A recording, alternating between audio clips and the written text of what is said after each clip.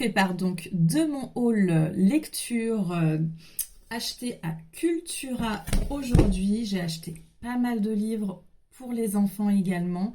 Je vous ai déjà fait une petite vidéo à ce sujet. Par contre, je me suis fait plaisir aussi. Bonne lectrice que je suis, j'ai pris moi aussi une bonne razzia de livres. J'ai pris donc 2 livres que je vais vous présenter qui n'ont rien à voir avec des romans mais que je trouve hyper intéressants. Là, j'ai pris Maman, raconte ton histoire. Donc, un livre à compléter par vous-même. Donc, vous qui avez des enfants, si vous en avez, voilà, vous pouvez leur offrir une trace de vous-même où tout est relaté de votre naissance jusqu'à maintenant, histoire que vos enfants en apprennent un peu plus sur vous. Je trouve que c'est un bon livre ça à offrir quand ils seront bien plus grands, qui seront adolescents ou jeunes adultes, histoire d'en savoir un petit peu plus sur votre vie, sur vous-même, sur votre enfance, votre adolescence. Ça permet aussi de se replonger dans ses propres souvenirs. Voilà, donc il y a pas mal de choses à remplir. Donc pour partager expériences et souvenirs, donc à offrir ou à s'offrir, c'est vrai, hein, ça peut être un bon livre aussi à garder pour soi, mais chacun est libre de faire ce qu'il veut, bien entendu. Il vous invite à partager vos pensées, à transmettre vos idéaux en vous guidant par des séries de questions à travers votre enfance, votre adolescence, votre vie d'adulte, en évoquant des thèmes tels que vos centres d'intérêt, vos passions, vos rêves et vos envies. Donc vous pouvez remplir les pages selon vos goûts, donc avec des dessins, des photos ou autres souvenirs. Il vous aidera à évoquer donc vos meilleurs moments et les fixer pour vos enfants et leurs enfants après eux. Donc un livre va se transmettre de génération en génération. Comme ça, même les générations futures qui ne vous connaîtront pas auront quand même une trace de vous et de leur passé. Je trouve ça super. Vous pouvez le personnaliser. Il y a des citations littéraires d'auteurs classiques.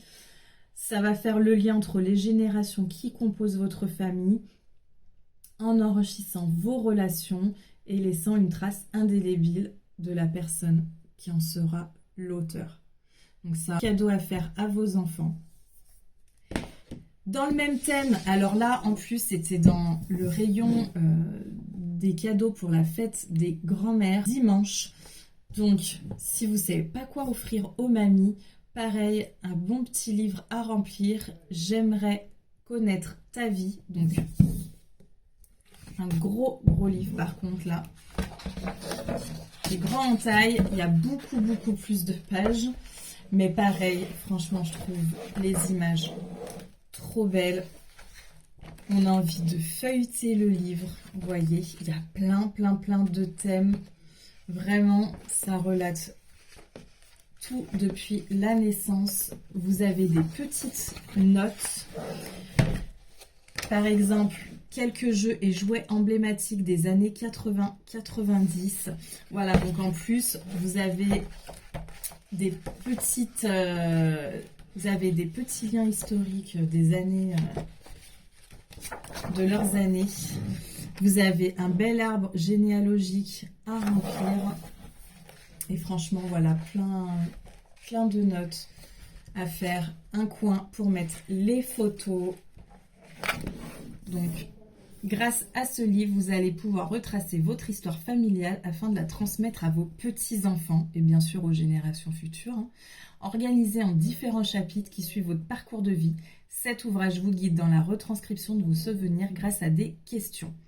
Donc vous pourrez y coller des photos ou écrire librement ce que vous souhaitez confier à vos petits-enfants. Bien entendu, si vous avez un petit message aussi à transmettre à vos petits-enfants pour leur futur, ou même des conseils, des astuces ou d'autres souvenirs encore, vous avez un coin notes, donc c'est super.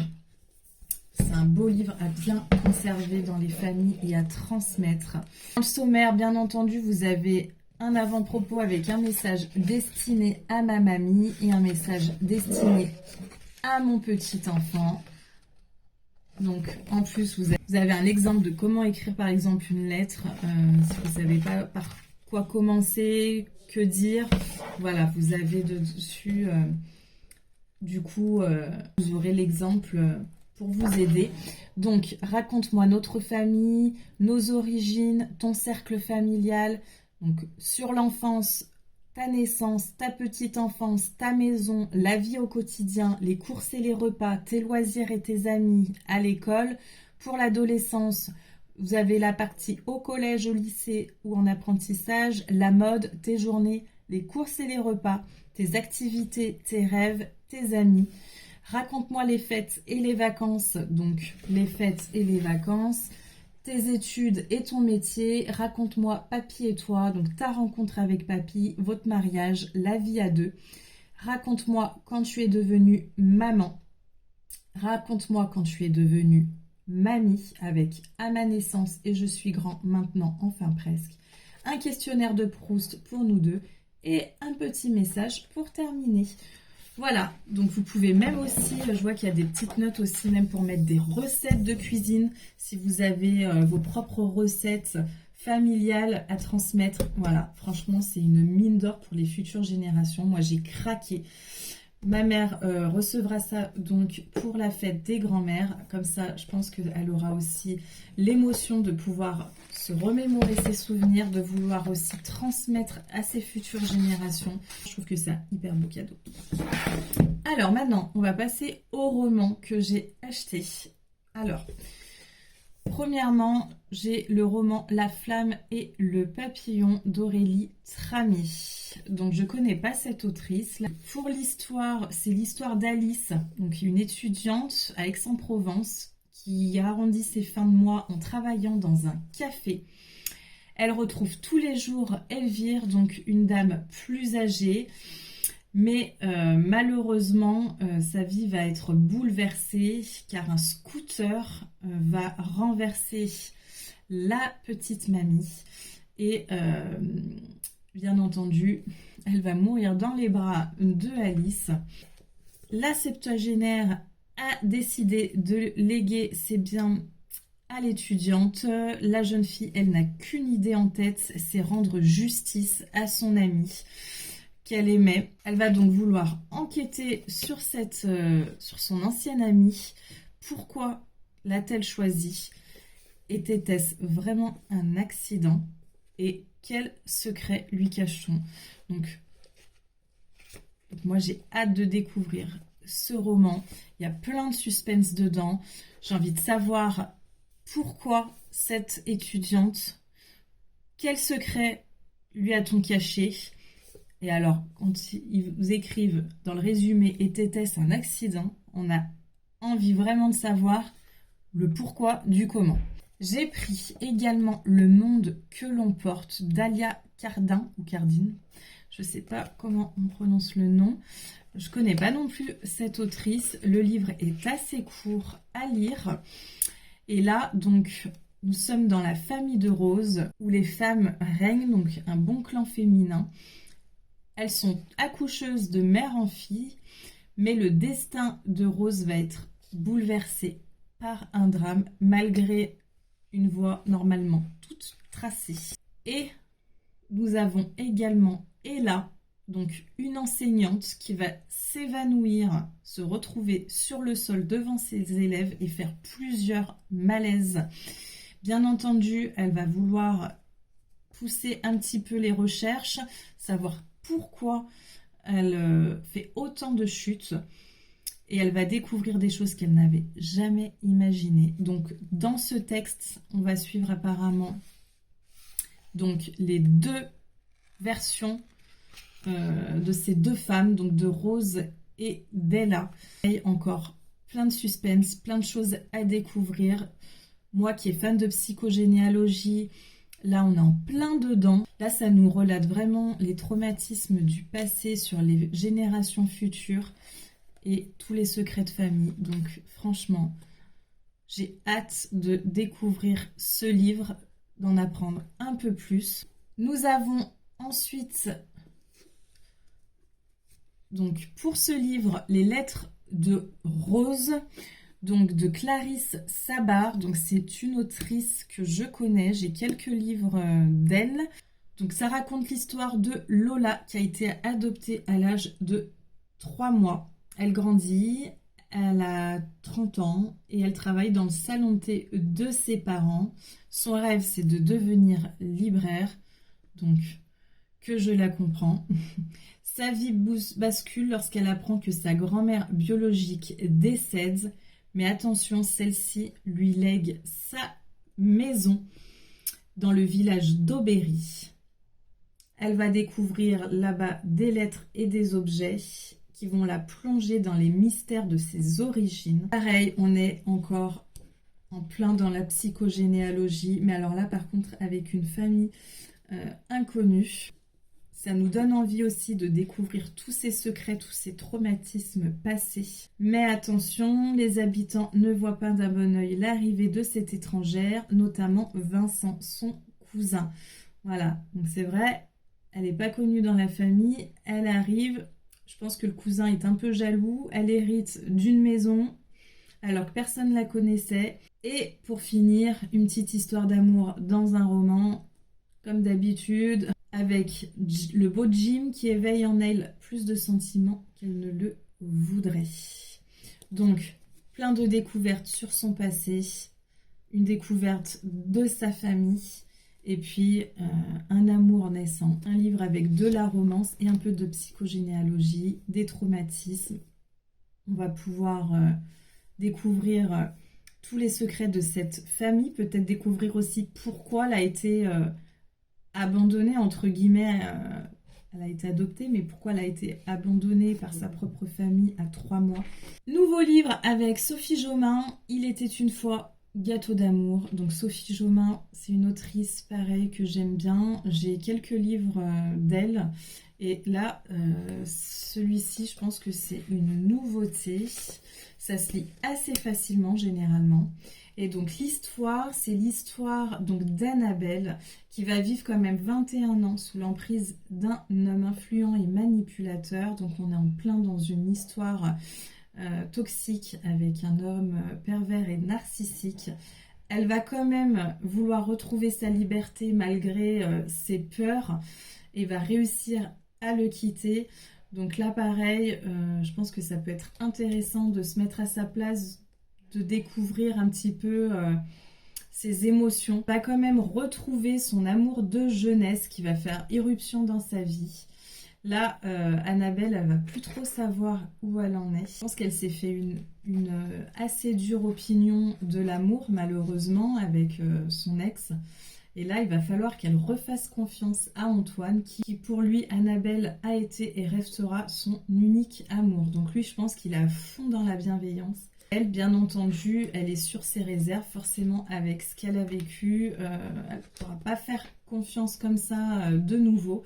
Donc, c'est assez intéressant de découvrir un petit peu ce qu'elle a vécu et comment elle va réussir à faire confiance de nouveau.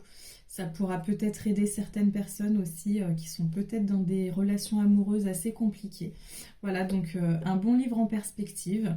Ils disent qu'il est inspiré du célèbre conte Peau d'âne de Charles Perrault, d'ailleurs. Donc j'ai hâte de voir la liaison entre les deux. Autre livre, donc d'une autrice, pareil, qui a sorti quelques livres qui est assez connue des libraires, Liane Moriarty. Et là, son livre est donc une nouveauté et c'est Amour et autres obsessions. C'est l'histoire d'Hélène O'Farrell qui, elle, mène une existence tranquille au bord de la mer, dans la maison assez excentrique de ses grands-parents. Donc elle a hérité de cette maison. Elle a l'air d'avoir une vie assez banale. Elle est donc hypnothérapeute. Et puis sa vie amoureuse, en fait, elle enchaîne les aventures. Mais bien entendu, au bout d'un moment, elle va vouloir quand même se poser sentimentalement et rêver quand même d'une relation durable. Manque de peau, l'homme qu'elle va rencontrer et dont elle va tomber sous le charme, c'est Patrick Scott. C'est un père célibataire et lui, il est harcelé par son ex-petite amie qui veut rester dans la course et traquer sa rivale. Donc je pense que c'est une histoire qui va être assez marrante malgré tout, malgré quand même une histoire d'amour compliquée avec un trio infernal qui n'a pas connu des histoires d'amour avec des ex envahissants ou envahissantes. Donc là, ça va peut-être rappeler des souvenirs à certains d'entre vous qui auront connu ça ou qui auront peut-être été cette fameuse ex. Et le livre, voilà, ça a l'air d'être une bonne comédie. Ils le décrivent comme auscultant nos peurs, notre obsession du bonheur et cette stupide conviction que l'amour c'est tout blanc ou tout noir, au risque d'y voir flou. Donc j'espère qu'on y verra quand même plus clair à la fin. Un nouveau livre, donc pareil, assez gros. L'autrice c'est Bess O'Leary. Donc je connais pas, j'ai jamais eu de livre de cet auteur. Le livre a l'air assez sympathique de ce que j'ai vu sur le résumé. Donc en gros, c'est Tiffany Moore qui cherche désespérément un logement bon marché à Londres. Donc ça doit pas être facile. Elle va rencontrer Léon Tomway qui travaille de nuit et lui, il a absolument besoin d'argent. Donc tous les deux, ils vont complémenter la chose en se disant bah pourquoi pas partager un appartement. Ils se connaissent pas, mais après tout, il a besoin d'argent. Elle a besoin d'un logement pas très cher. En plus, ils vont que se croiser parce que Léon, lui, va occuper le studio le jour de 9h à 18h et elle, Tiffany, le reste du temps. Bien entendu, c'est une histoire assez complexe. C'est pas tout le monde qui irait s'installer avec un inconnu. Bon, après, il y a quand même les colocations. Hein. C'est un peu le but d'une colocation aussi, vous me direz. Mais pour le coup, voilà, vous avez toujours autour de vous des amis, de la famille ou des ex qui vont venir mettre leur grain de sel derrière. Donc, ça promet d'être un livre assez drôle avec des bonnes péripéties.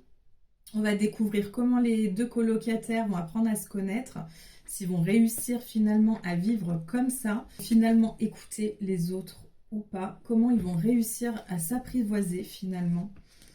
Donc ça, hyper intéressant. On est dans un roman feel good à lire au coin du feu, tranquillement dans son lit, en plein hiver, c'est parfait. En plus, l'image du lit, ça donne bien envie de s'emmitoufler sous sa couette pour lire. Et enfin, le dernier livre que je vous présente, donc avec une autrice pareille, normalement qui est assez connue, Marie Vareille, elle a fait pas mal de livres. Celui-ci est Grand Prix des lecteurs 2024, c'est Le syndrome du spaghetti. Donc, c'est l'histoire de Léa qui, elle, a un talent immense et un rêve à réaliser. Elle avance avec confiance vers un avenir radieux. Elle a tout planifié dans les moindres détails. Mais dans la cité voisine, il y a Anthony. Lui, il a des grosses difficultés au quotidien. Il a son frère qui, lui, a une vie assez tumultueuse et finit finalement souvent en garde à vue. Donc lui, ses rêves, il en a plus et depuis longtemps. Donc on voit que les deux, ils sont aux antipodes.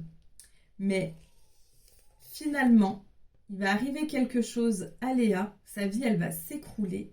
Et Anthony va être le seul à pouvoir l'aider.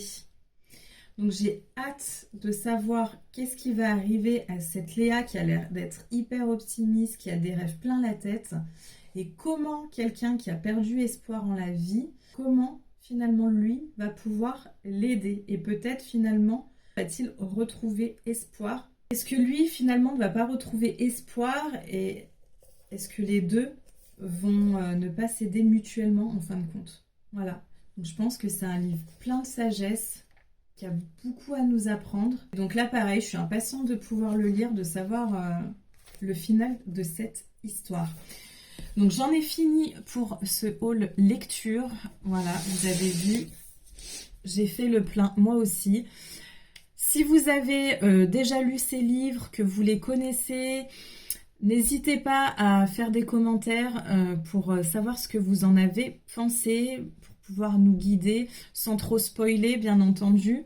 Et puis pour ceux qui ne connaissent pas encore ces livres, bah écoutez, on va les découvrir et puis du coup faire part de notre retour. Moi bien entendu, je ferai quelques vidéos pour vous faire un rapport de tous ces livres. J'en ai quand même encore quelques-uns à lire avant et puis je vous retrouve bientôt.